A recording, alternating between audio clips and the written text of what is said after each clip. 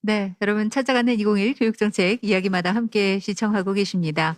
아마 보시면서 학부모 여러분들께서는 '또 다른 고민도 생기지 않았을까.' 이런 생각도 들고요. 우리 학생들은 '아 그래도 우리 선생님들과 학부모들이 이런 노력을 하고 있구나. 좀 함께 소통할 수 있도록 마음이 열리지 않았을까.' 이런 생각도 해 보게 됩니다. 좀 전에 김아희 박사님의 강연 함께 청해 들어봤는데요. 이제 좀 더 자세한 이야기를 조금 더 확대해서 해 볼까 합니다. 지금부터 청소년 문화 미디어 교육이라는 주제로 소통의 장을 펼쳐 볼까 하는데요. 지금 이 자리에는 교육당국 담당자 여러분들, 전문가 여러분들, 학생과 학부모, 선생님까지 또 함께하고 있습니다. 지금부터 자세하게 여러분과 얘기 나눠보겠습니다. 먼저 한 분 한 분 소개를 해 드려야 될 텐데요. 직접 소개를 해 주시는 게 좋을 것 같아요. 먼저 저희 좌측에 계신 분부터 직접 우리 학부모 여러분들 함께하고 계시니까 소개 부탁드릴까요? 네, 안녕하세요. 저는 교육부 민주시민교육과장 어효진입니다. 그리고 또 초등학생 두 아이를 둔 학부모이기도 해서요. 굉장히 몰입해서 우리 김한미 박사님의 강의를 경청을 했습니다. 오늘 이 자리에 함께하게 돼서 굉장히 기쁘고 초대해 주셔서 감사합니다. 아 고맙습니다. 동질감이 느껴지네요. 예. 계속해서 소개해 주실까요? 네. 안녕하십니까. 저는 청주 신흥고등학교 학부모 이경래입니다. 그래서 앞서서 우리 김하미 박사님의 강연을 통해서 제가 집에서 우리 아이들한테 다그쳤던 부분들에 대해서 제가 '너무 무지했었구나.'라는 거를 반성하면서 아주 집중해서 들었습니다. 오늘 이 자리에 초대해 주셔서 감사합니다. 아 고맙습니다. 네. 와 주신 것만 해도 이제 출발하는 것 같아요. 반은 간 것 같아요. 그리고 김하희 박사님 함께하고 계시고요. 예. 안녕하세요. 저는 단양중학교에서 국어 가르치고 있는 수석교사 임혜란입니다. 반갑습니다. 또한 저는 미디어 리터러시 교육에 좀 관심을 가지고 저희 충북 선생님들과 함께 연구회에도 지금 참가를 하고 있어요. 그래서 오늘 이 자리에서 김하미 박사님으로부터 많은 많은 수업 팁도 얻고요. 얻어가고 학부모님들과 또 다른 선생님들과 함께 많은 것 얻어가고 싶습니다. 반갑습니다. 고맙습니다. 네, 안녕하세요. 저는 충청부도교육청 미래인재과장 배구정이라고 합니다. 이렇게 미디어 리터러시에 대해서 함께 공론화하고 논의할 수 있는 장이 마련된 거에 대해서 상당히 뜻깊게 생각을 하고요. 정말 우리가 아이들과 함께 또 학부모님들과 함께 선생님들과 함께 할 일이 참 많구나. 앞으로 추진해야 될 정책들이 정말 많고 좀 더 우리 아이들을 믿고 더 많은 지원을 해야겠구나라는 생각을 하게 되는 계기가 되었습니다. 예, 앞으로도 우리 충북교육에 많은 관심 가져주시고 활발한 논의가 되었으면 하는 바람입니다. 고맙습니다. 네. 이제 그 이야기를 시작을 합니다. 그리고 오늘 이 자리에는 학생이 직접 나와 있습니다. 소개 부탁드릴까요? 안녕하세요. 저는 서원고등학교 2학년 김유나입니다. 이런 자리에 여러 선생님과 학부모님과 함께하게 되어서 조금 긴장되고 기쁩니다. 네. 고맙습니다. 함께해 주셔서 감사해요. 예. 네, 안녕하십니까. 저는 충청북도 교육연구정보원에서 미디어 리터러시, 미디어 교육을 담당하고 있는 고종현 교육연구관입니다. 이따 소개를 해드리겠지만 충북 미디어 교육 센터를 지금 설립을 준비하고 있고요.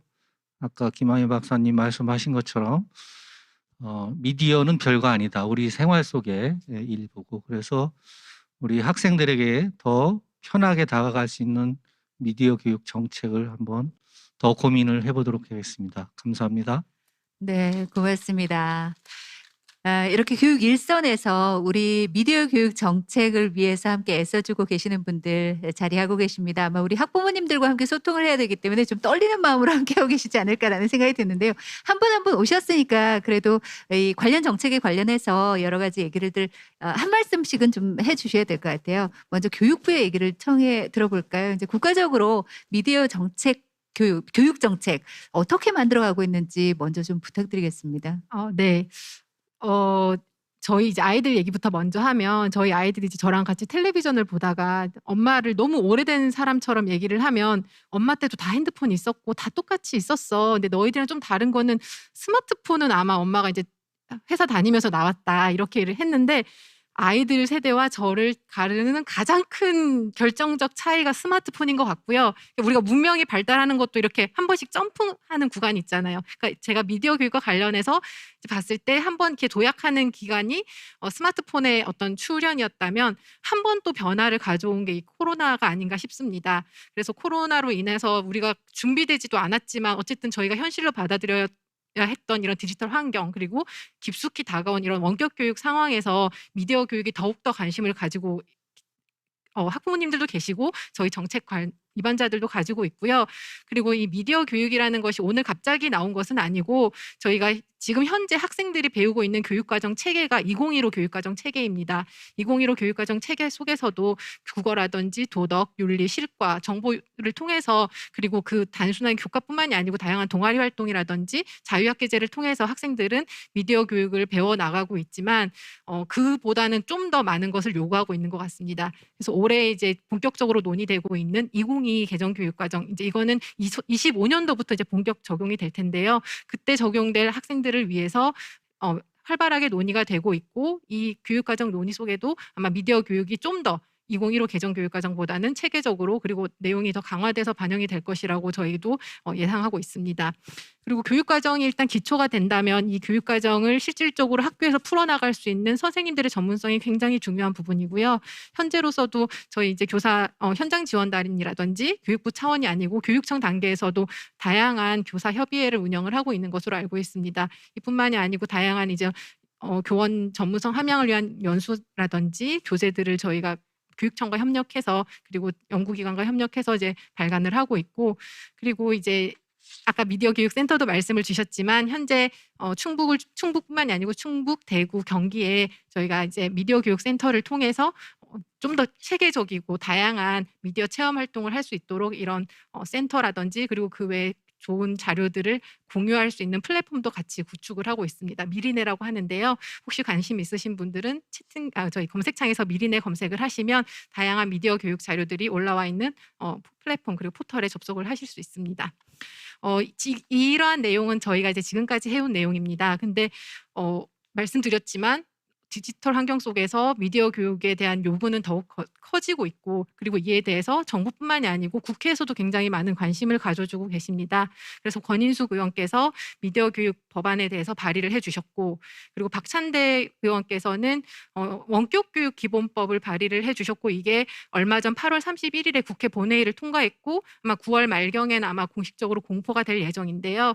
원격 교육 환경에서의 어떤 교육적인 차원에서 중요한 내용으로 디지털 미디어 문해력을 반드시 학교에서 이제 실시하도록 하는 내용들이 반영이 되어 있습니다. 이제 법안이 공포가 되고 이제 적용이 된다면 6개월 후부터 적용이 될 텐데, 보다 체계적으로 좀 더 현장에서 실시될 수 있도록 저희도 지원을 해 나갈 예정이고, 교육감님들께서도 워낙 관심들이 많으시기 때문에 학생들에게 좋은 체계적인 교육을 위해서 힘써 주실 것이라고 믿고요.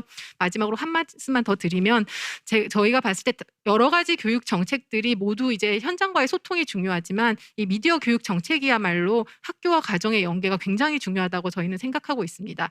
그래서 그리고 또 학생들이 이제 주체적으로 해야 되는 부분들도 굉장히 중요하고요. 그래서 저희가 오늘 온 이런 정책 이야기 마당이 단순히 일회성 행사로 그치는 것이 아니고 연중에, 그리고 교육청, 그리고 지역마다 좀 깊이 저희가 찾아가서 소통할 수 있도록 그런 자리를 조금 더 체계화해서 내년에는 좀 확대해 나가는 것을 목표로 하고 있고, 그리고 학생들이 미디어를 수동적으로 받아들이는 것이 아니라 직접 참여해서 정책에 대해 건의할 수 있는 부분까지 나아가는 미디어 학생 정책 참여단을 저희가 현재 신청서를 받고 있습니다. 9월 말까지 신청서를 받을 예정이기 때문에 혹시 관심 있으신 선생님, 그리고 학부모, 학생들은 저희가 학교에 안내되어 있는 내용들을 참고하셔서 교육부로 직접 신청을 해주시면 학생 정책 참여단으로 활동할 수 있다는 것을 또 함께 광고를 합니다. 앞으로 저희가 적극적으로 시도와 함께 소통하면서, 그리고 학부모 학생들과 소통하면서 미디어 정책을 만들어 나가고자 하니 많은 응원과 관심 부탁드립니다. 네, 고맙습니다. 교육부에서도 정말 고민이 많으실 것 같아요. 이 학부모님들이 박수를 쳐주고 계시는데, 이 교육 환경이 워낙 달라지고 있기 때문에 특히나 이 코로나 시대에 말씀해 주셨지만 하다못해 수업 자체를 지금 줌으로 하고 있어서 핸드폰이나 노트북이나 예, 태블릿 PC로 하고 있기 때문에 교육 과정을 변화시키는 것도 쉽진 않을 것 같은데 어쨌든 25년부터는 조금 더 미디어 교육 관련해서 강화할 것이다 이렇게 말씀을 해 주셨습니다. 또 선생님들의 전문 역량 기르는 것도 신경을 쓰신다고 하셨는데요. 지금 유튜브로 신용권님이 미리네? 이렇게 댓글 남겨주셨는데, 예, 미리네입니다. 미리네. 맞죠? 예, 미리네. 예, 그 미디어 교육 자료를 보실 수가 있다고 하니까 학부모님들께서는 좀 미리네를 미리 좀 함께 보시고 어떤 자료들이 있는지 둘러보시는 것도 좋을 것 같습니다. 그리고 김경숙님께서는 사이버상의 활동들도 부모님들이 좀 해보셔야 될 것 같습니다. 이렇게 말씀 주셨는데, 방금 이제 참여가 중요하다. 미디어 교육은 특히. 그래서 또 이런 소통의 장이 필요하지 않을까라는 생각이 들고. 실제로 지금 충청북도 교육청에서는 사람 중식 충북 미래교육 계획을 발표했는데 이 안에 그 미디어 교육을 특별히 강조를 하셨다면서요? 네, 맞습니다. 저희 충북교육청에서는 이 미디어 리터러시 역량을 미래 세대인 우리 학생들이 갖춰야 할 핵심 역량으로 보고 있습니다. 이런 핵심 역량을 더욱더 잘 기르기 위해서요. 이미 도내 모든 학교에 무선 와이파이 기가 6가 다 설치가 됐고요. 또 내년도까지 내년 상반도까지 한 70% 정도의 1인 1 스마트 기기도 다 보급해서 우리 학생들이 마음껏 이런 미디어를 활용해서 수업을 잘할 수 있고 또 학습도 잘할 수 있도록 지원을 하고 있습니다. 그래서 이제 우리 학생들이 이제 그 정보에 쉽게 접근할 수 있도록 말씀드린 것처럼 기기를 전부 다 보급을 할 거고요. 또 이런 정보에 대한 판별 또 능력이 또 굉장히 중요한 것 같아요. 요즘에 뭐 이렇게 이제 가짜 뉴스 이런 그 이슈도 많고 그래서 저희가 이제 그런 교육도 앞으로 계속 해나갈 거고 우리 또 어효진 과장님 말씀하신 것처럼 우리 학생들의 그 사회 참여 능력을 높이기 위해서 그 학생들의 참여로 이루어지는 미디어 교육도 추진하고 있습니다. 또 예를 들어서 이제 저희가 그 팩트 체커 대회도 저희가 하고 있거든요. 그래서 거기에 많은 학생들이 참여하고 있는데 앞으로는 이걸 좀 더 확대해서 좀 더 많은 학생들이 우리에게 주어지는 정보를 스탑 앤 띵킹 한번 멈춰서 이 정보가 정말 옳은 것인가? 이게 출처가 맞는 것인가? 이게 우리에게 어떠한 메시지를 전달하고 있는가? 이런 좀 더 심도 깊은 교육을 이렇게 하고요. 또 학생들이 직접 한번 만들어 보는 미디어도 만들어 보면서 이런 정보가 이런 과정을 통해서 생성되는구나라는 그런 배움의 기회도 계속해서 제공을 할 계획입니다. 네. 지금 쭉 듣다 보니까 그 학생들의 참여 교육에 대해서도 그 댓글 남겨주고 계시는데요. 실제로 미디어 학생 정책 참여단 너무 괜찮은 아이디어예요. 이런 얘기도 해주셨는데, 뭐 해커 대회라든가 특별하게 좀 구체적으로 어떻게 참여를 해서 이 미디어 교육을 받는지도 좀 궁금하긴 하거든요. 일단은 이제 저희 충북이 이제 오늘 이러한 그 정책 소통 마당도 저희 충북에서 열리는 것도 우리 충북의 어떤 미디어 교육에 관심을 가진 선생님들이 많고 또 오래전부터 한 20년 전 이전부터 우리 네. 교육감님부터 이렇게 그 미디어 교육 그 동아리를 만들어서 영상 교육이라든지 뭐 영화 또 연극 이런 거 만들어서 활동해 오신 그런 백그라운드가 상당히 있었기 때문에 네. 저 이런 그 미디어 관련해서 이런 그 정책 이야기 마당도 열린다고 생각을 하는데요. 네네. 이제 그 해커톤 대회 같은 것도 하고 팩트 체커 대회 같은 걸 하는데 네네네. 다양한 프로그램들을 진행을 하고 있는 것 같아요. 네. 예. 그 학교에도 이제 그 팩트 체커 학생 동아리도 현재 운영이 되고 있고요. 네. 또 이제 충북 청소년 팩트 체크 대회에서는 14팀의 50명의 학생들이 참여를 해서 그 이제 팀별로 프로젝트 활동을 현재도 하고 있고 네. 이것이 결과가 이제 11월 19일 날 발표가 될 예정이라고 합니다. 또 이제 네. 그 외에도 뭐 다른 타시도도 마찬가지겠지만 우리 선생님들 동아리도 많이 있고 또 교육 자료도 많이 개발하고 또 사서 선생님들도 이 미디어 리터러시 활용 교육 뭐 그 책자까지도 낼 정도로 상당히 열심히 활동하고 계십니다. 네, 도서 관련해서도 그야말로 그 미디어의 긍정적인 측면을 정말 잘 활용해서 교육을 하고 있다 이런 생각이 들기는 하거든요. 예, 맞습니다. 사실 저도 이제 본의 아니게 나이를 밝히게 되면 X세대라서 저도 김하희 박사님하고 좀 비슷해요. 우리 때는 그 만화 보지 말라고 했는데 만화를 교육용으로 예를 들면 만화로 읽는 세계사 이래서 마음껏 볼 수 있게 좀 만들었었잖아요. 그런데 그걸 본다고 해서 부모님들이 걱정은 안 했었거든요. 근데 이렇게 교육 자료로 활용을 한다고 해도 부모님들이 그래도 자꾸 핸드폰 들고 있으면 좀 안 되지 않나, 중독되지 않나 이런 걱정들을 하실 것 같아요. 계속 활용을 해도 되는지 이런 문제에 대해서도 혹시 교육청에서는 생각을 하시는지 궁금하거든요. 예, 충분히 이제 뭐 우리가 예상할 수 있고 또 뭐 저도 역시 저 스스로에게 대해서도 우려를 하고 있습니다. 저도 굉장히 스마트폰으로 시간만 나면 소설을 보는 이게 제가 좀 활자 중독증자라고 이렇게 말할 정도로 그 정도인데요.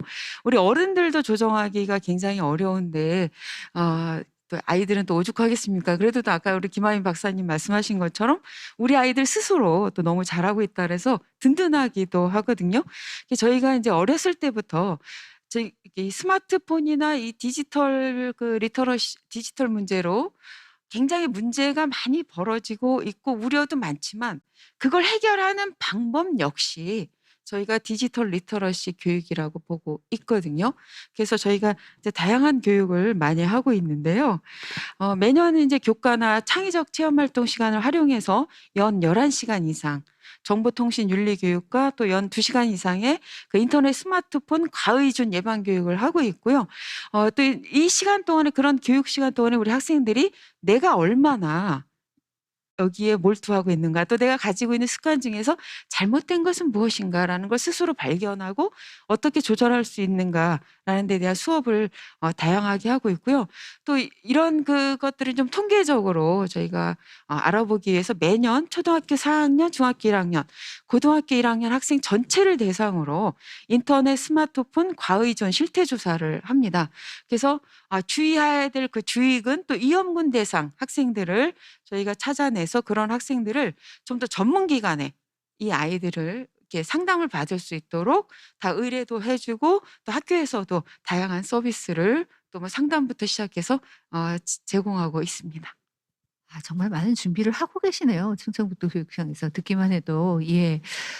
지금 CJ 킴님께서는 관심 있는 학생들이 쉽게 참여할 수 있도록 홍보도 필요하겠네요. 홍보 좀 해주세요. 이런 의견 주셨습니다. 앞으로 많이 할 수 있도록 홍보해 네, 주세요. 적극적으로 홍보하겠습니다. 네. 그리고 제가 이제 그 우려하시는 학부모들이 많다 이런 얘기를 드렸는데 요거는 이제 김하미 박사님께서 조금 저희의 마음을 달래주시면 편안해지지 않을까라는 생각이 드는데 최근에 그 게임 셧다운제 폐지 그 게임 시간을 좀 단축 정하는 거 이 법을 폐지해 버리면 어떡하나 궁금해하시는 분들도 계실 거예요. 괜찮을까요, 박사님? 걱정 많이 되실 것 같아요. 네. 게임이 특히 아이들이 막 새벽부터 밤부터 새벽까지 이제 잠도 못 자고 하는 경우들이 많으니까 그래서 게임 셧다운제가 있었고 그것에 대해서 이제 폐지를 이야기하는 방안이 발표가 된 건데요. 교육부하고 문체부하고 여가부가 같이 합동으로 청소년들이 어떻게 하면 건강한 게임을 경험할 것인가, 환경을 어떻게 조성할까 그 방안을 발표를 하면서 그 안에서 기존에 있었던 게임 셧다운제는 폐지를 하고 그 대신에 선택적으로 게임을 할 수 있는 선택제를 도입하자라는 이야기가 나왔습니다. 그래서 16세 미만 같은 경우에 본인이나 부모님이나 보호자가 원하시면 시간을 제한할 수 있도록 그렇게 이야기가 들어갔고요. 그 대신에 우리가 게임에 대해서 더 잘 이해를 하는 교육을 지원하자라는 방안이 들어가 있습니다. 그건 무슨 말씀이냐면 우리가 이제 아이들이 어떤 게임을 하는지 속속들이 아시는 분 별로 없으실 것 같아요. 저도 이제 아이들하고 이야기하면서 배우게 되는데요. 사실 게임이라는 게 아까 말씀드린 뭐 메타버스 기반의 게임은 뭐 자기가 만들어 보기도 하고 문제 해결도 하고 친구랑 노는 놀이터 같은 데거든요. 그런 경험, 어떤 경험을 하고 있는지를 알려주는 교육을 합시다라는 이야기를 하고 있고요. 그렇게 하면 이제 부모님들이 조금 더 안심이 되시겠다라는 생각이 들고, 근데 또 긍정적인 면만 있는 건 아니더라고요. 그러니까 어떤 게임에서는 되게 혐오성 발언들도 많이 있고 어떤 경우에는 되게 재현도 이상하게 뭐 여성에 대한 재현도 이상하다든지 그런 경우들이 있는데 그렇게 문제 상황이 있을 때는 AI라든지 기술이 감지를 해서 그걸 막을 수 있게 하자라는 것도 그 환경 조성 방안에 들어가 있습니다. 그래서 지금까지는 좀 부모님들이나 학교에만 이게 좀 맡겨져 있었다면 우리 사회가 같이 이 문제를 해결해 봅시다. 이러한 그 방향으로 가고 있어서 네, 안심하셔도 됩니다라고 잘 좋은 방향으로 가고 있습니다. 관심을 가집시다라고 말씀을 드리고 싶습니다. 네, 또 어른들이 함께 예, 도움을 주고 계시는 것 같긴 한데 아까 그 비슷한 질문 좀 드리고 싶어요. 그 교육 활동으로 이 미디어 기기를 활용하는 게 매우 좋고 아이들이 즐겁게 할 수 있을 것 같기는 한데 저희도 문자만 여러 번 보내고 나도 그걸 못 놓고 있잖아요. 그렇게 활용을 해도 큰 문제는 없을지 좀 궁금합니다. "나 공부하는 거야." 우리 학생들이 했을 때 우리 어머님들이 그걸 굳이 뺏어야 하는 것인가 아니면 그냥 그대로 계속 놔둬도 되는 건가 궁금하거든요. 네. 그거 정말 많이들 고민을 하시는데요. 저희가 왜 우리가 쓰는 미디어를 한번 돌이켜 보면 업무할 때도 쓰지만 중간중간에 딴 사람하고 이야기할 때도 쓰고 이렇게 옆에서 우리 상관이 보기엔 열심히 일하고 있는 것 같지만 사실은 유튜브도 이렇게 살짝 띄워 놓고 이렇게 하는 거 아이들도 똑같거든요. 그래서 무조건 이렇게 뺏어가기보다는 이거를 "너는 이 시간엔 이걸 집중하고 하도록 하자."라고 언지를 주는 것, 그리고 "네가 이렇게 다른 채팅을 한다든지 다른 활동을 하면 이게 학습에 방해가 될 수 있다."라고 말해 주는 것, 그렇게 접근을 하시는 게 좋을 것 같아요. 안 그러면 "하지 마."라고 뺏어 버리면 더 하고 싶은 게 사람 심리잖아요. 그렇게 해서 이제 이게 어떤 문제를 일으킬 수 있다라는 걸 알려주는 게 중요할 것 같다라는 생각이 듭니다. 아 역시 가이드라인을 좀 만들어 주는 게 네. 좋겠네요. 예. 교육 활동할 때는 요것만 하는 게 좋아. 그리고 이것도 얼마간 하는 게 좋아. 이렇게 예. 알겠습니다. 아 학부모 여러분들께서 예 조금 전에 그 교육부에서 지금 그 운영하고 있는 홈페이지 미리네가 아이가 아니라 미리네라고 어이라고 지금 또 알려주셨어요. 예. 여러분들 아마 네 서치를 하셔야 되기 때문에 잠깐 저희가 전해 드립니다. 아 이렇게 관계자 여러분들과 얘기를 하고 있습니다. 아마 궁금한 점들이 많이 있으실 텐데요. 현재 또 그 충북교육정보원에서 자리를 함께 하고 계시기 때문에 몇 가지 좀 질문을 드리겠습니다. 실제로 학교 미디어 교육을 지원하기 위한 교육센터를 설립하신다고요? 네. 어떤 곳인지 먼저 좀 소개를 부탁드릴까요? 네 그렇습니다. 지금까지 이 미디어 교육과 관련된 논의가 쭉 있었는데 결론적으로는 이제 미디어 교육은 절대적으로 필요한 사항이고 또 중요하고 그리고 충북교육청에서는 그걸 이제 인지하고 있고 준비를 하고 있다가 이걸 미디어 교육을 좀 체계적이고 종합적으로 할 수 있는 무슨 장치를 마련하면 좋겠다고 생각을 하고 있었고요. 마침 교육부에서 이거와 관련된 이제 공모 사업을 해서 저희 정부원에서 충북교육청 자격으로 응모를 해서 인제 선정이 된 그런 상황입니다. 에 아마 이거는 그 일반 지자체에서는 미디어와 관련된 뭐 이렇게 관련 센터들이 좀 있는 걸로 이제 알고는 있는데 교육계에서는 이제 시작인 것 같습니다. 저희들을 포함해서 3 개의 도에서 시작을 하고 있는 것 같습니다. 그리고 기존의 그 성인들을 대상으로 한 미디어 교육 센터는 뭐 주로 성인들을 중심으로 프로그램을 운영했기 때문에 우리 학생들에게 아까 말씀하신 것처럼 학생들 층마다 다른 그런 미디어와 관련된 인식들을 어떻게 교육할 수 있는가는 사실 담아내지를 못했습니다. 그래서 이런 기회에 미디어 교육센터를 좀 만들어서 좀 체계적이고 종합적으로 교육을 실시하는 게 좋겠다. 이런 식으로 해서 지금 준비를 하고 있습니다. 그렇군요. 그 교육부와 충북교육청에서 정책을 계속해서 만들어내고 있다면 실질적으로 우리 선생님이라든가 학부모들, 학생들이 경험할 수 있는 이제 센터가 설립된다라고 보면 되겠는데 지금 방금 말씀해 주신 대로 지금까지는 미디어 센터들이 뭐 시청자 미디어 센터라든가 그 방송 위주의 여러 가지 좀 있었잖아요. ICT 기술을 활용한 것이 아니라 기존의 방송 그 센터들이 있어서 그 어른들의 눈으로 어른들의 시각으로 전시가 많이 돼 있었는데 지금 방금 말씀해 주신 대로 우리 학생들의 눈으로 함께 즐길 수 있는 센터 어떤 것들이 있는지 좀 궁금합니다. 좀 구체적으로 알려주시면. 네, 우선 이 미디어 센터 좀 전체적인 개요부터 말씀을 좀 드리자면은 교육부 공모사업에서 한 35억을 지원을 받았고 우리 충청북도 교육감님을 비롯한 교육과적들은 이거 갖고는 좀 약하다. 그래서 그거에 한 5배 정도를 더 투자를 해서 한 부지까지 아마 거의 190여억 원의 예산을 들여서 짓는데 원도심 청주 원도심이 지금 도시마다 좀 공동화 현상이 있잖아요. 그리고 원도심도 살리고 그리고 학생들이 접근성도 좋은 지금 청주 공고 남측 부지에 자리를 지금 준비를 하고 있고요. 지상 4층 건물로 건축 연면적이 한 4,300제곱미터. 이거는 뭐 간단히 얘기하면 우리 농구장 있지 않습니까? 농구장 바닥 면적이 한 10배 정도의 아주 충분히 큰 규모는 하지만 상당한 규모로 지금 준비를 하고 있습니다. 그리고 이제 지금 학교에서도 미디어를 이용한 교육이 상당히 좀 이루어지고는 있지만 아시다시피 미디어와 관련된 이제 교과들도 많지도 않고 그리고 여러 가지 시설이나 전문성을 갖춘 선생님들이 좀 부족하기 때문에 이 충북 학교 미디어 교육센터에서는 이런 면들을 좀 극복하고 커버하는 차원에서 다양한 유형의 미디어를 비판적으로 이해하고 활용하기 위한 미디어 리터러시 교육 프로그램을 준비하고 있고요. 공간도 전문적이고 기능적으로 좀 작동할 수 있도록 지금 설계 중에 있습니다. 그리고 미디어 교육을 할 때 미디어를 제작을 하는데 이 도구나 장치 같은 것들이 지금 사실 일반화가 많이 안 돼 있는 게 현실입니다. 그래서 초보자부터 전문가까지 다 활용할 수 있는 그런 미디어 장비하고 그리고 스튜디오를 마련해서 학생들 뭐 원하시면 시민들도 활용할 수 있도록 할 계획이고요. 그리고 다양한 디지털 플랫폼과 콘텐츠를 체험하고 즐길 수 있는 미디어 놀이터를 둘 예정입니다. 그래서 특별한 전시, 체험 이런 공간도 마련을 할 계획이고요.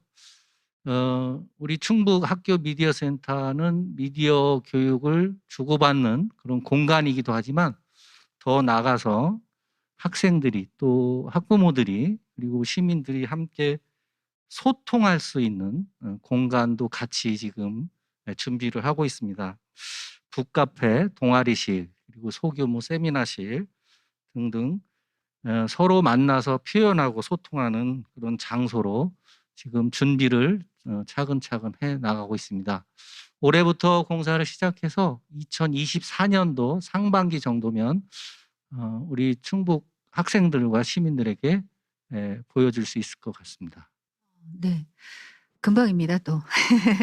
이제 우리 학생들과 충청북도에 함께하고 계시는 분들께서는 좀 더 편안하게 이 미디어 교육 센터를 이용을 하실 수가 있겠다라는 생각이 들고요. 그래서 지금 퀸 은경님께서 "충북교육청 역량이 대단하시네요. 충청도 학생들 너무 부럽습니다."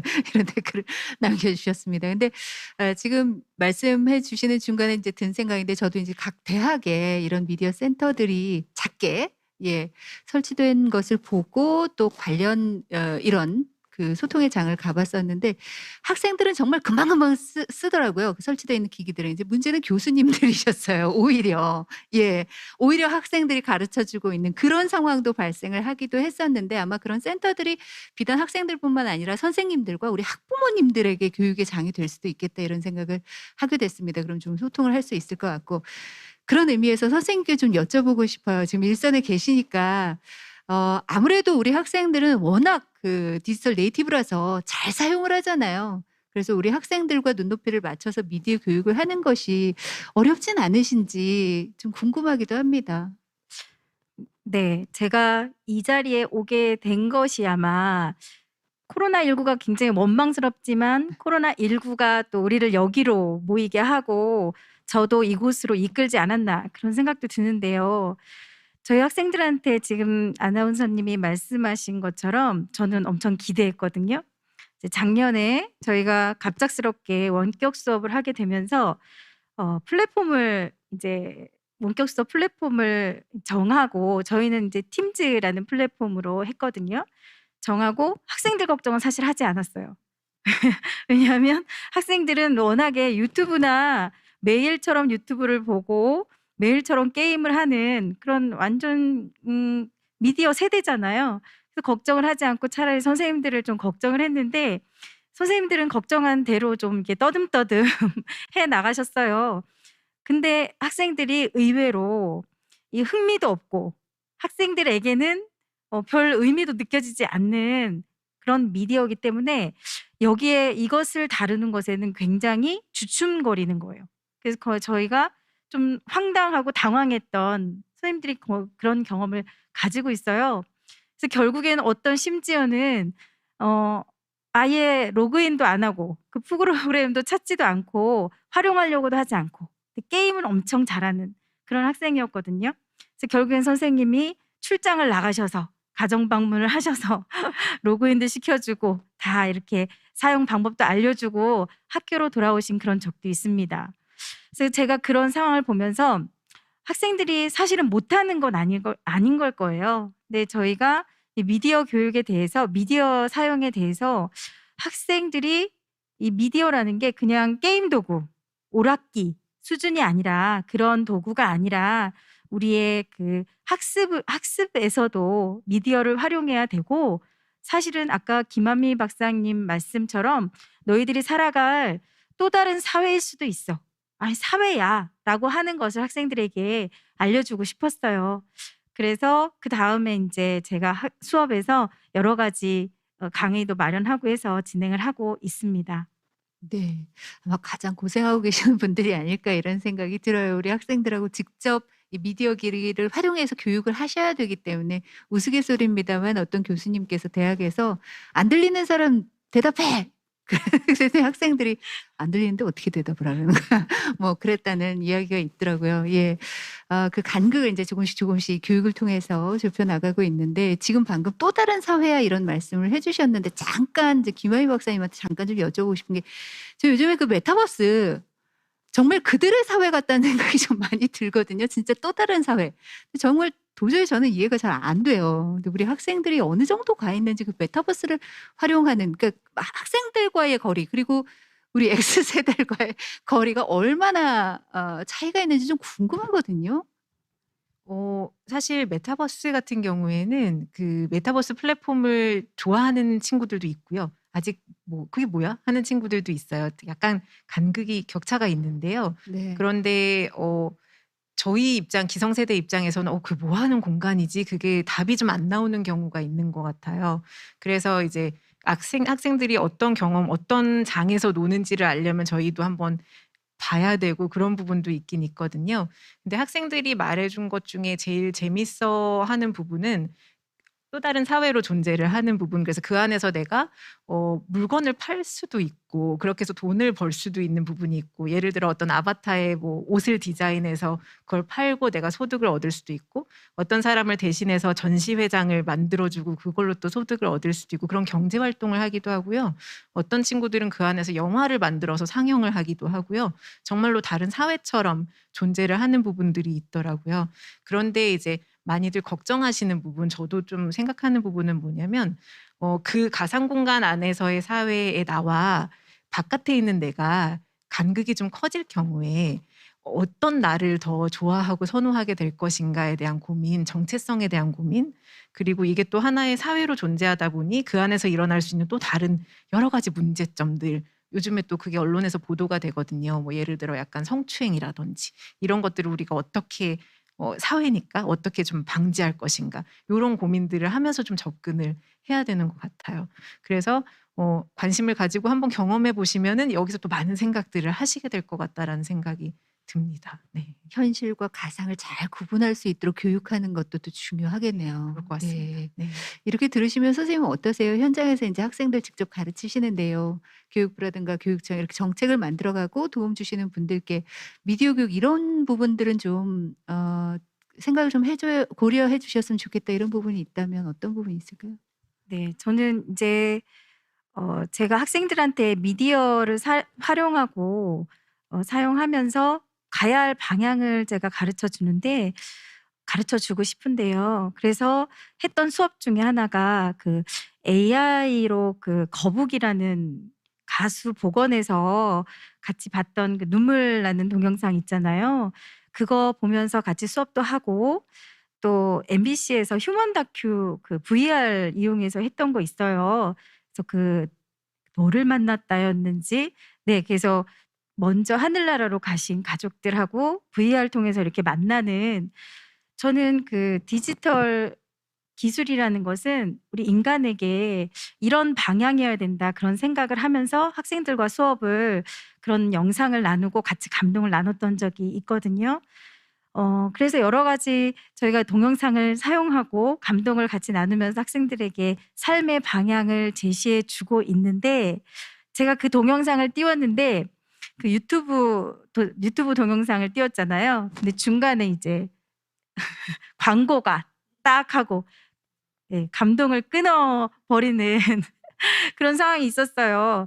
그래서 제가 그 사용료를 내야 돼요. 광고를 없애려면.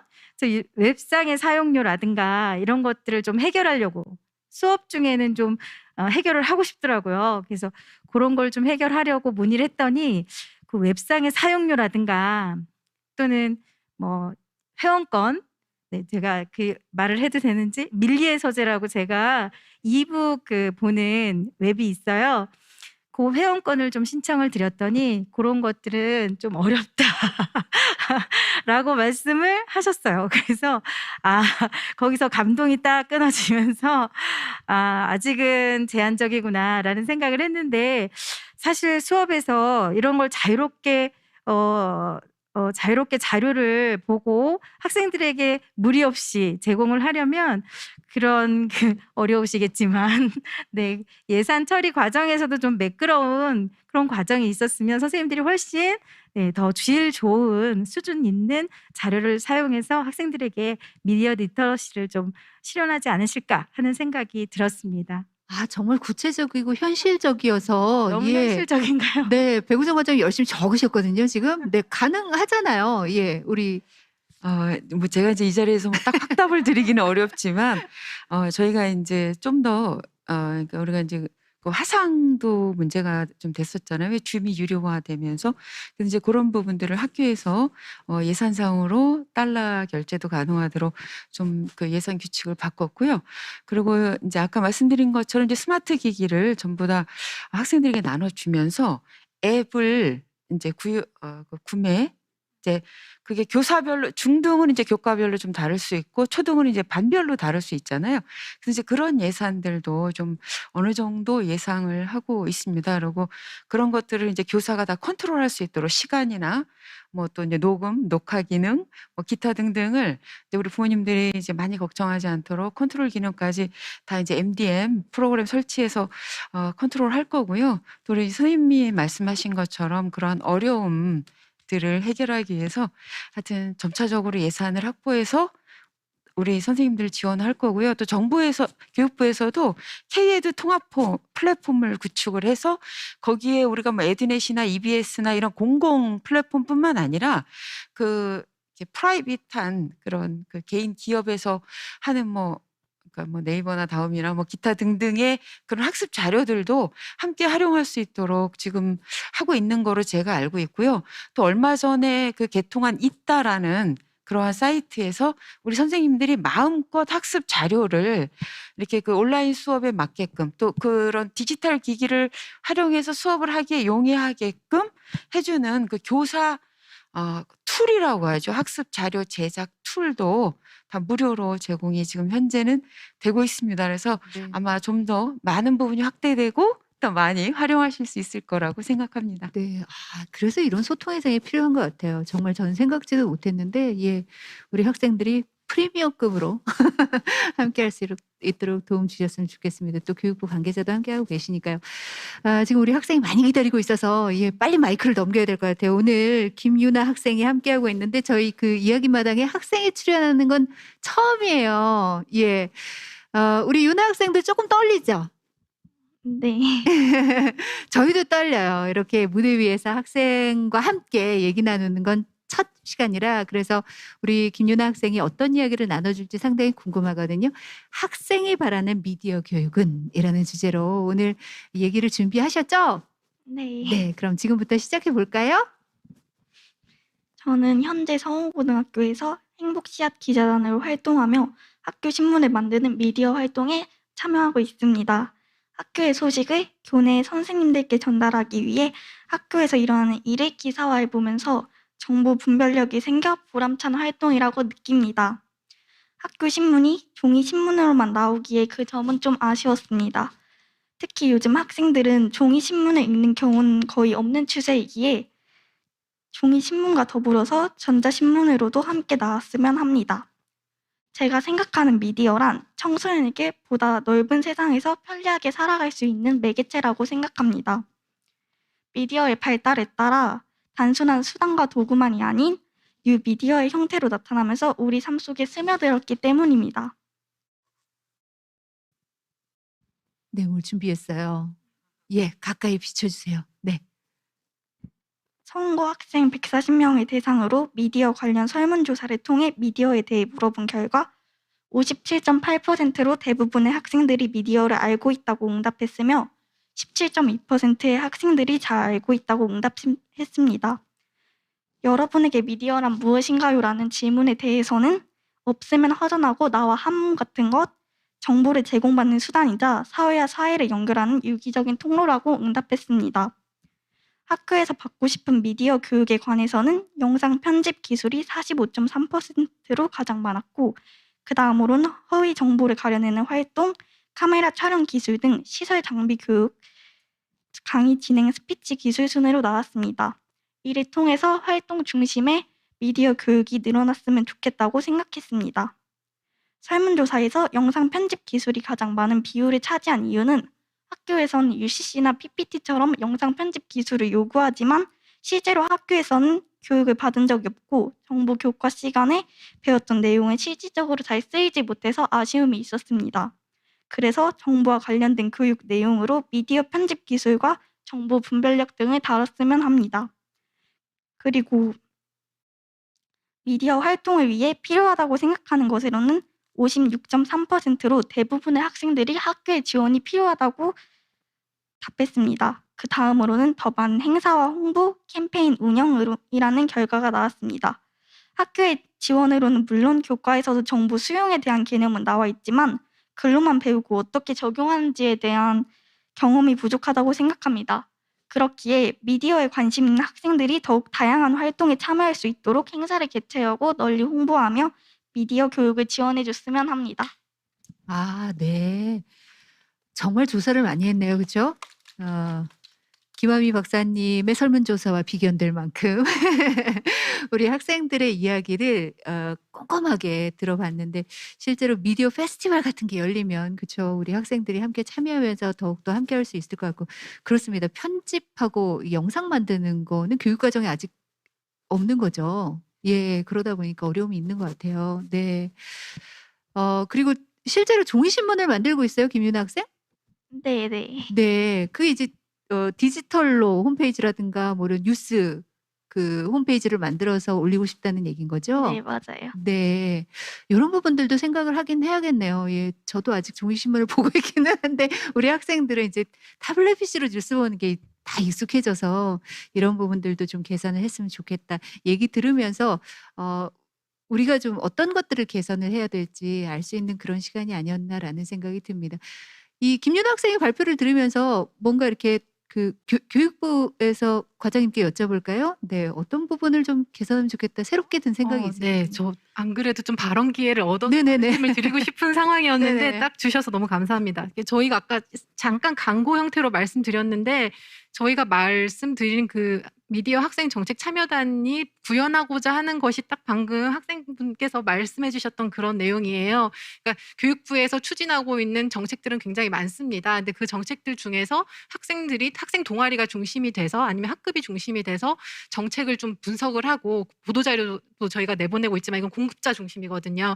이걸 학생들 시각에서 비판적으로 분석을 하고 그거에 대해서 학생들 시각에서 이러한 것들이 개선되었으면 좋겠다라는 것을 제안을 해주는데 그 제안을 신문 신문 형태가 되어도 좋고 UCC 형태가 되어도 좋고 뭐 포스터가 되어도 좋고 아니면 토론회가 되어도 좋고 이런 식으로 해서 제안을 해주면 저희가 그것을 다 수합을 해서 오늘 연말 또는 내년 1월경에 정책 제안 한마당을 저희가 부총리님까지 모신 자리에서 좀 운영을 하려고 하고 있기 때문에 이런 자리들을 좀 적극 활용해 주시면 좋을 것 같고요. 그리고 방금 제안해 주셨던 그런 미디어 교육과 관련된 또 정책 제안들은 저희 교육부 그리고 교육청이 같이 협력을 해서 좀 학교에 좀 적극적으로 반영될 수 있도록 같이 노력을 하겠습니다.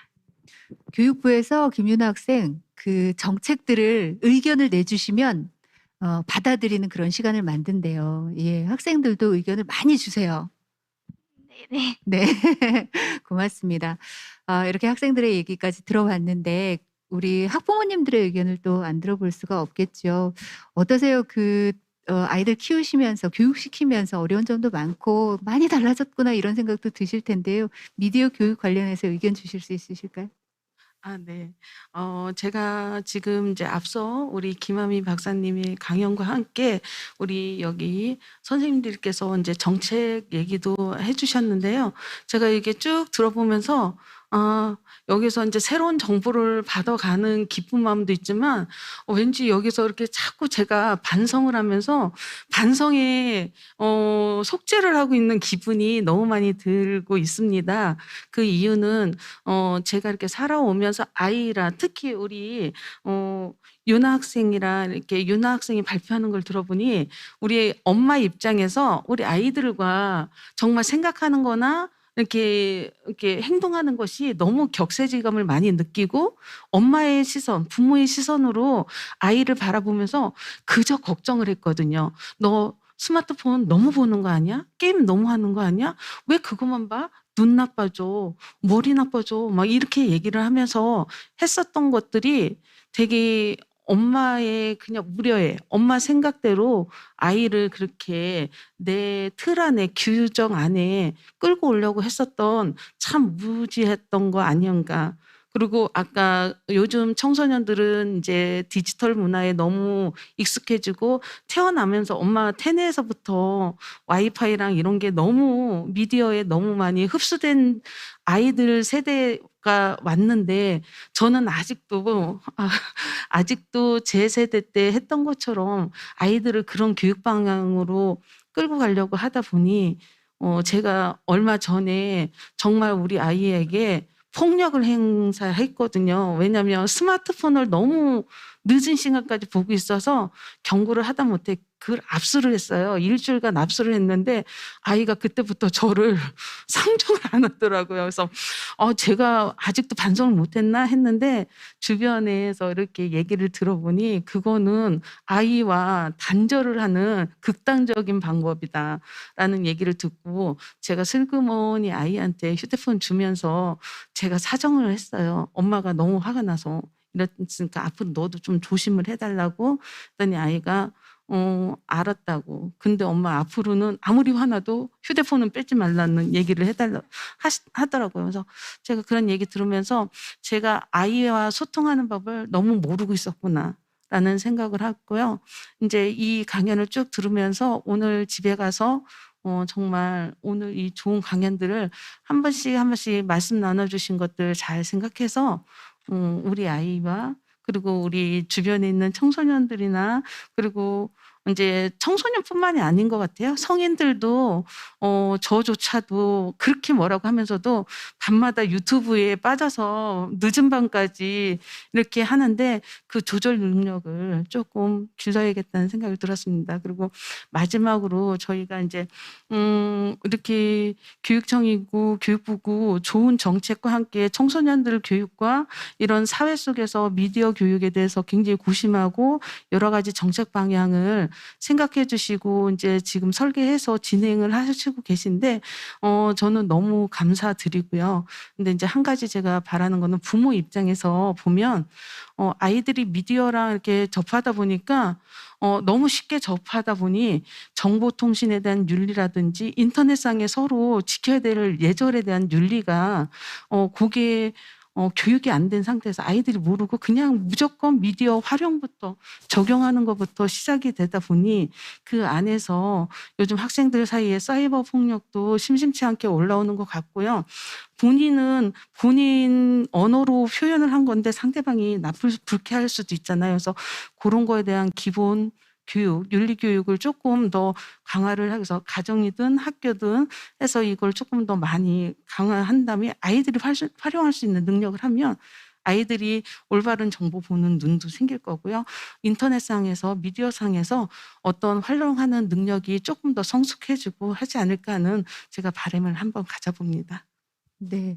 마음이 아픈 게 뭐냐면 예전에는 우리 부모님들이 밥상머리 교육이라 그래서 젓가락질 이렇게 해라, 말할 때 이렇게 해라, 본인들이 알고 계시는 걸 저희한테 교육을 했는데 지금 부모님들은 모르는 걸 교육을 하자니 뺏을 수밖에 없죠, 당연히. 그래서 전 박사님께 좀 여쭤보고 싶어요. 우리 부모님들이 어떻게 해야 될까요? 맞아요. 저도 너무 동감했어요. 사실은 아이에 따라서 잠시 뺏는 게 필요한 아이도 있긴 있어요. 제가 그래요. 제가 너무 핸드폰을 많이 쓰고 있어서 누가 와서 이것 좀 1시간 뺏어갔으면 좋겠다라는 생각이 들 때도 있는데요.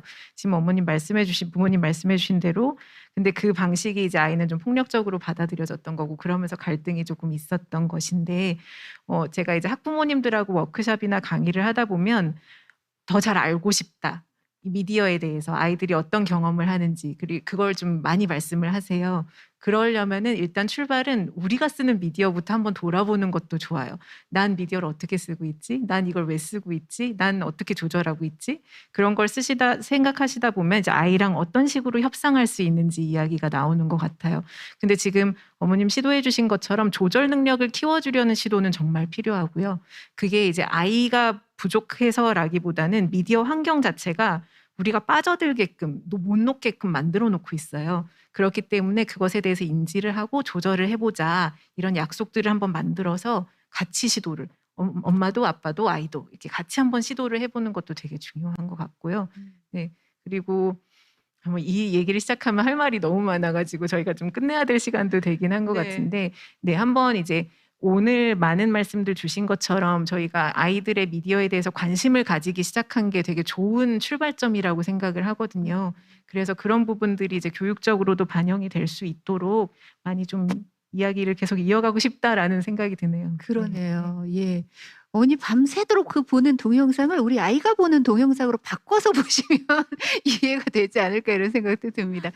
저희 지금 줌으로 굉장히 오랜 시간 함께 하고 계시는 학부모님들이 계셔서 학부모님들의 질문도 한 2개 정도만 저희가 시간상 받아볼까 합니다. 질문 있으신 분 질문 있어요. 이렇게 저희가 미리 플래카드 좀 준비해 달라고 했는데 들어주시면 예. 금방 들어주셨어요. 네. 우리 저희 카메라 좀 잡아주세요. 제일 먼저 지금 들어주셨는데요.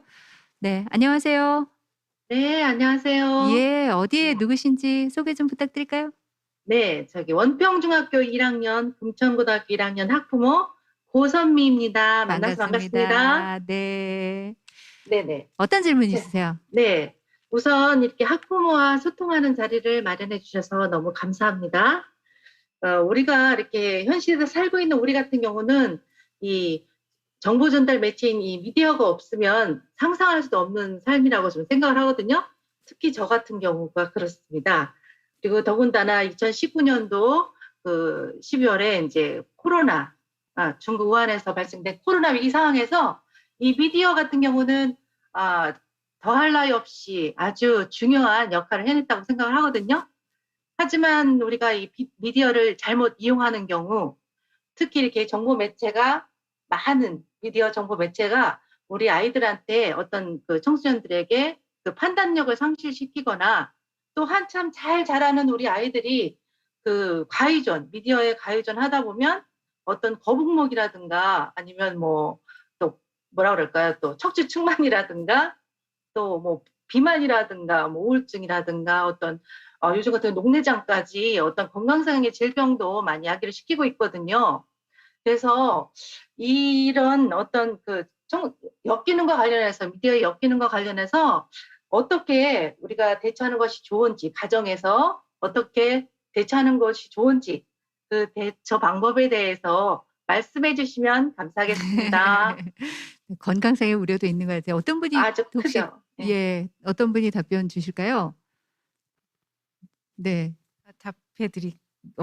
김현미 박사님께서. 네, 예. 역기능 걱정 너무 많이 될 것 같고 건강도 걱정 많이 될 것 같고요. 지금 저희가 이제 아이들의 미디어를 이해하다 보면 이 아이들이 왜 시간을 많이 쓰는지 미디어 그 뭐랄까 플랫폼의 생리를 이해하면 왜 많이 쓰는지를 알 수 있다라고 말씀을 드렸었는데 사실은 조금 과의존까지 넘어가는 친구들도 있어요. 그런 친구들 같은 경우엔 같이 그 문제를 해결하기 위해서 뭐 스마트 쉼센터라든지 각종 교육도 있거든요.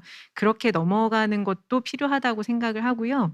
그리고 지금 어머님 말씀해 주신 뭐 거북목이라든지 이런 것도 이제 건강 관련해서 또 걱정하는 분들도 많이 계신데 아까 그 홍보 영상 중에서 뭐 18세 그러니까 이 2살 미만은 영상을 보지 말게 해라라고 권고했던 미국의 소아과 협회 같은 경우에서는 어떤 이야기를 하냐면 일주일에 한 번 혹은 한 달에 한 번이라도 미디어가 없는 시간을 1시간만 경험을 해 보세요라는 권고를 하기도 해요. 근데 그 시간 동안 일단 그 1시간 동안 내가 뭘 할 수 있지라는 새로운 경험을 할 수 있는 것도 있고요. 그 1시간 동안 내가 안 썼더니 나한테 어떤 효과가 있네라는 걸 생각해 볼 수도 있고 그렇거든요.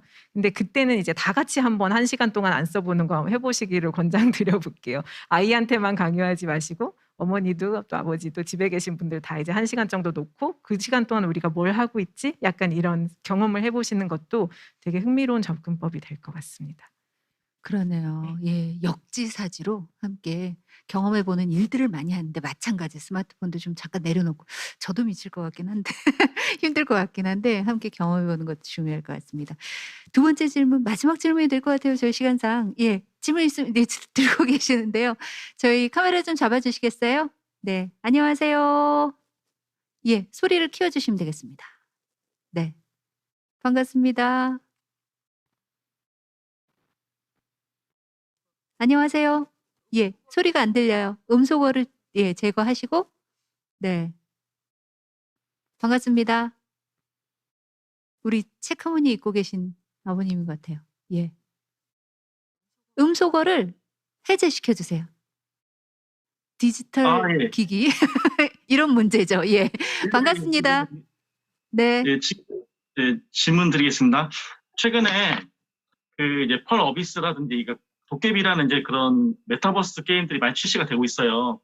이제 더 그러면 이제 가상화되고 이제 현실 세계와 그런 소통 또는 인지 한계에 대해서 학부모는 어떻게 그 대응해야 되는지. 네, 가상 현실 속에서 그리고 현실 세계와 그런 이제 소통 그리고 인지 한계에 대해서 학부모는 이제 대응을 해야 되는데 그런 쪽에서 어떻게 좀 지혜롭게 대처해야 될지 좀 궁금합니다. 아까 잠깐 말씀해 주시긴 했는데 결국 또 김하미 박사님께서 좀 해결을 해 주셔야 될 것 같아요. 네. 그 폴어비스에서 발표한 도깨비라는 게임이 화제가 됐어요. 그 도깨비라는 게임은 그 메타버스 환경을 이용해서 오픈월드 어드벤처라고 자기들이 이야기를 하고 있는데 그 오픈월드 어드벤처라는 것은 우리가 게임을 할 때 원래 단계들이나 스토리가 정해져 있고 거기만 이렇게 따라가야 된다면 마치 우리가 그냥 내가 모르는 곳을 탐험하는 것처럼 어디를 가든 이제 이용자가 자기 마음껏 탐험할 수 있게 하는 게 이제 오픈월드 어드벤처여서 되게 새로운 그 게임의 경험을 줄 것이다라고 기대를 하고 있는 바가 있는 게임이긴 한데요. 지금 질문 주신 것처럼 이 안에서 아이들이 뭘 할 수 있지? 그럼 이 아이들에게 뭘 내가 좀 도와줘야 되지? 그런 고민도 해보시는 것도 좋을 것 같아요. 그리고 이제 제가 메타버스가 지금 좀 약간 산업이 끌고 가는 담론이긴 한데 걱정되는 것 하나는 메타버스를 마음껏 즐기려면 테크놀로지가 뒷받침이 돼줘야 돼요. 데이터도 잘 쓸 수 있어야 되고 기기도 좋아야 되는데 모든 아이들이 그런 환경에 있지 않습니다. 그렇기 때문에 이런 경험을 또 체험을 해볼 수 있게 하는 사회적인 지원도 좀 필요할 것 같다라는 생각이 들고요.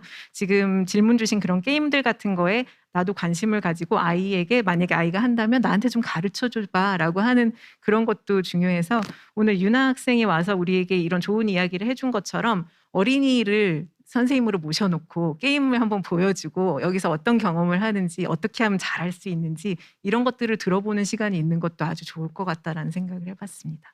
그러네요. 우리 중간에 정말 중요한 말씀을 해주셨어요. 어떤 환경에 있든 우리 학생들이 격차가 벌어지지 않도록 모두 다 경험할 수 있도록 우리 교육부나 교육청에서 지원을 좀 해주셨으면 좋겠습니다. 이제 마무리할 시간이 됐는데 우리 김유나 학생 이렇게 그 선생님 또 또 엄마, 교육부 관계자 함께 모시고 얘기 나눠보니까 어땠어요? 미디어에 대해서 더 잘 알 수 있었고 이제 그런 정책 같은 거를 제안할 수 있는 그런 활동에 참여하면서 더 미디어 교육을 활성화시켰으면 좋겠습니다. 아, 주체가 돼서 참여하고 싶다. 네. 우리 김유나 학생에게 박수 한번 주실까요? 네. 오늘 애써주셨습니다. 좋은 얘기들을 함께 많이 해주셨습니다. 네. 한 분 더 받아요? 아, 이 질문이 한 분이 더 있으시대요. 예. 아직 들고 계셔서. 예, 마지막으로 한 분 더 받겠습니다. 소중한 시간이니까. 예, 안녕하세요. 네, 질문 있어요. 예, 양민숙님? 네네네네네. 네네. 저희 음소거 해제해 주시고, 네, 인사 나눠보겠습니다. 아유, 예. 안녕하세요. 저 고소중 2학년 용석원 학부모 양민숙이라고 하는데요. 네. 강의 듣다가 궁금한 점이 3가지가 발생됐는데요. 네. 아까 이미란 선생님께서 유튜브 내용을 교육으로 하다가 선정적인 광고가 나와서 교육의 흐름이 끊겼다고 했는데요. 근데 그럴 때뿐만 아니라 그 유튜브 속에서 강의를 하면은 그 리드를 하는 BJ들이 선정적인 언어를 사용해서 아이들이 그 방송을 보면서 자기도 모르게 그 언어를 따라하는 경우가 있어요. 근데 그런 거를 이제 이렇게 프로그램상으로 그런 언어가 좀 이렇게 선정적인 언어를 사용하거나 좀 이렇게 부정적인 이렇게 화면이 나오면 걸러줄 수 있는 프로그램, 필터 기능이 있는 프로그램이 개발됐으면 좋겠다는 생각이 들었고요. 아까 선생님 한 분 중에서 원격 수업에서 도태되어 있는 아이들을 케어가 안 돼서 직접 자택을 방문해서 이렇게 하는 방법을 알려주고 그런 프로그램을 깔려주고 하셨다고 하는데 그렇게 만약에 원격 수업이 장기간 지속될 경우에 그렇게 도태되어 있는 아이들 위한 케어 방법이 어떤 것이 있는지 궁금하고요. 그리고 아까 원격 수업이 지속 시 와이파이 기가진이 6가 제공된다고 하였는데요. 그 기가진이 6가 교내에서만 이용할 수 있는지 아니면 학생이 머무르고 있는 가정에서도 그거를 이용할 수 있는지 궁금합니다. 거기에 대한 답변 부탁드리겠습니다. 네, 감사합니다. 첫 번째, 두 번째 질문에 대해서는 제가 답변을 해야 될 것 같은데요.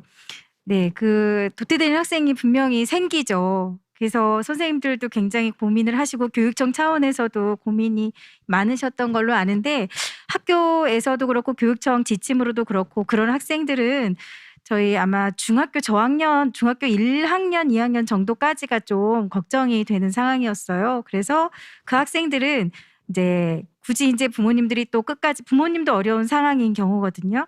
그래서 그 학생들은 학교로 이게 장기간 길어질 경우에는 학교에 오게 해서 학교에서 따로 지도를 하고 있었던 상황이에요. 그리고 두 번째가 뭐였죠? 두 번째가 그 원격 수업을 지원하는 수업, 정책. 예.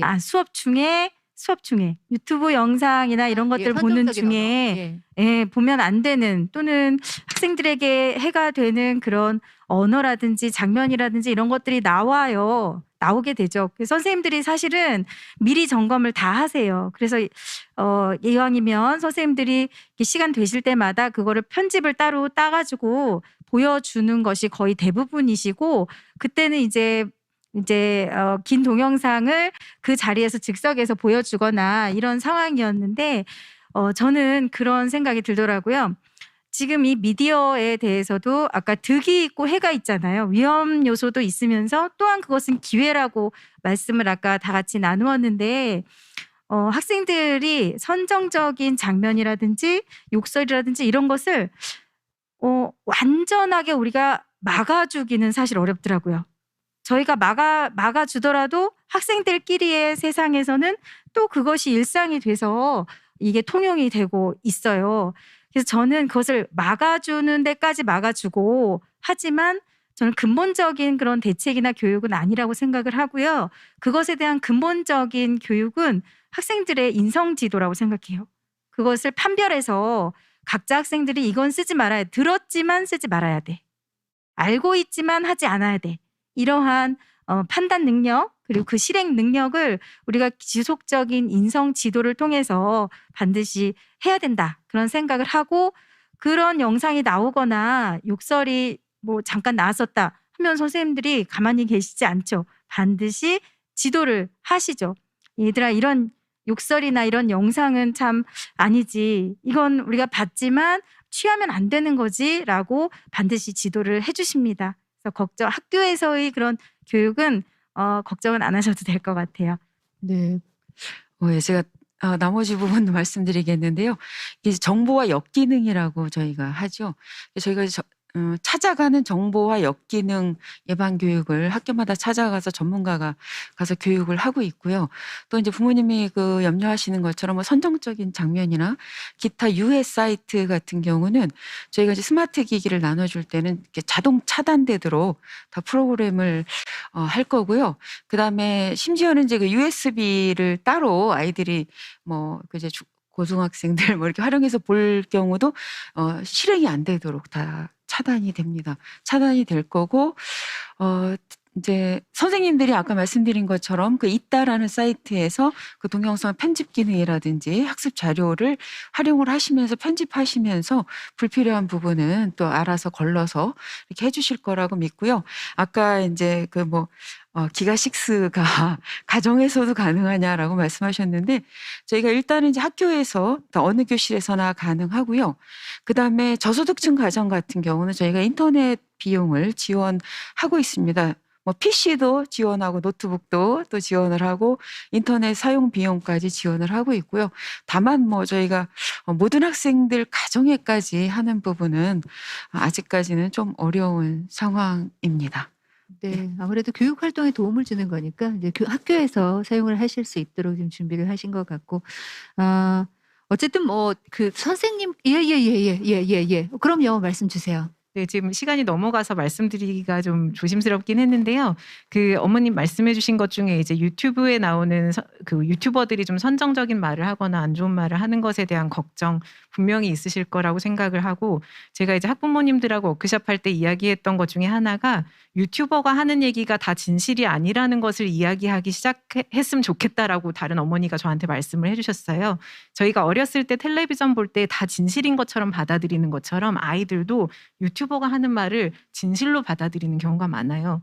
그렇지 않다라고 말해주는 것만으로도 전환이 되고요. 또 하나는 아까 그 사회자님께서 밥상머리 교육 말씀해 주셨는데 지금 온라인에서는 어떤 것이 옳지 않은지에 대한 규칙이 안 세워져 있는 상황이어서 선생님 말씀해 주신 대로 선정적인 거 봤을 때 이건 옳지 않아라고 아이들에게 말하는 것도 중요하지만 성인들이 정신 차려야 된다고 생각을 합니다. 이 컨텐츠를 만들어내는 사람들 그리고 이 온라인에서 어린이와 청소년을 고려하지 않고 선정적인 말을 하거나 옳지 않은 혐오성 발언을 하는 그 사람들도 좀 반성을 해야 되는 부분이 있어서 우리가 아이들에게만 맡기지 말고 사회적으로도 이런 인식이 조금 높아져야 되지 않나라는 말씀을 꼭 드리고 싶었습니다. 그렇네요. 예. 결국은 처음에 얘기했듯이 가정과 학교와 모두 함께 참여해서 교육을 해야 되는 것이 이제 미디어 교육이다. 네, 학부모님들께서도 기억을 해 주셔야 될 것 같습니다. 정말 많은 댓글 남겨주고 계신 신용건님께서는 교육의 3주째 참여. 그렇습니다. 네. 그리고 김종호님 언어가 제재되지 않으니 걱정이에요. 그리고 무조건 반대하면 안 될 것 같네요. 이런 댓글들 남겨주고 계십니다. 이제 정말 마지막으로 저희 현장에 몇 분 함께하고 계시는데요. 함께 하시면서 어떠셨는지 소감 한 말씀 듣고 마무리를 할까 합니다. 먼저 우리 학부모님들 함께하고 계시죠? 예. 혹시 예. 금방 손을 들어주셨는데 저희가 마이크 전달 드리겠습니다. 함께 하시면서 어떤 점을 느끼셨는지 궁금한데요. 네, 저는 월곡초등학교 1학년 3반 강유나 학부모이자 4살, 6살, 8살 세 아이를 키우는 학부모입니다. 네. 네, 코로나19 시작으로 인해서 집에서 있는 시간이 장기화됐잖아요.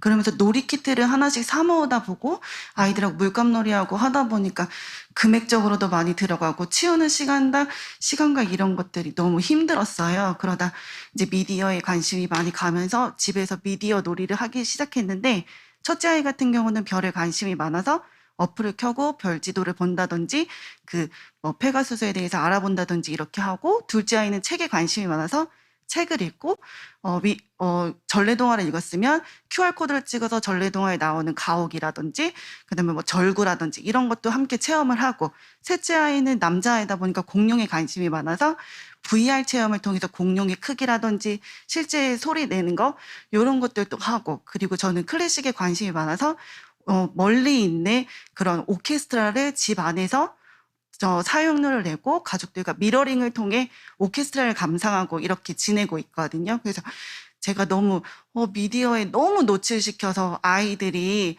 너무 좀 안 좋은 영향을 끼치고 있지 않을까라는 생각을 했는데, 김하미 강사님을 통해서 너무 행복한 거예요. 미래지향적으로 잘 키우고 있고 미디어에 대한 긍정적인 정서를 주고 있구나라는 생각이 들어서 오늘 강의가 저에게는 너무 행복한 시간이었습니다. 네, 고맙습니다. 함께 해주셔서 감사하고 또 이렇게 좀 안심시켜 드릴 수 있는 그런 시간이 된 것 같다는 생각이 들어요, 학부모님들은. 우리 학생들도 오늘 함께하고 있는데 혹시 소감 한마디 해줄 수 있을까요? 맨 뒤에 저희 마이크 좀 주세요. 예, 한 번만 더. 예.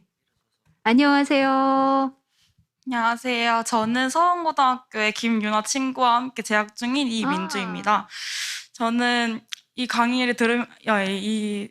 이야기 한마당을 같이 듣고 참여하면서 어른분들의 미디어를 어떻게 생각하고 계시는지 그런 걸 한번 듣고 생각하게 될 수 있어서 좋은 기회였다고 생각합니다. 네, 우리가 잘 이해하고 있는 것 같아요?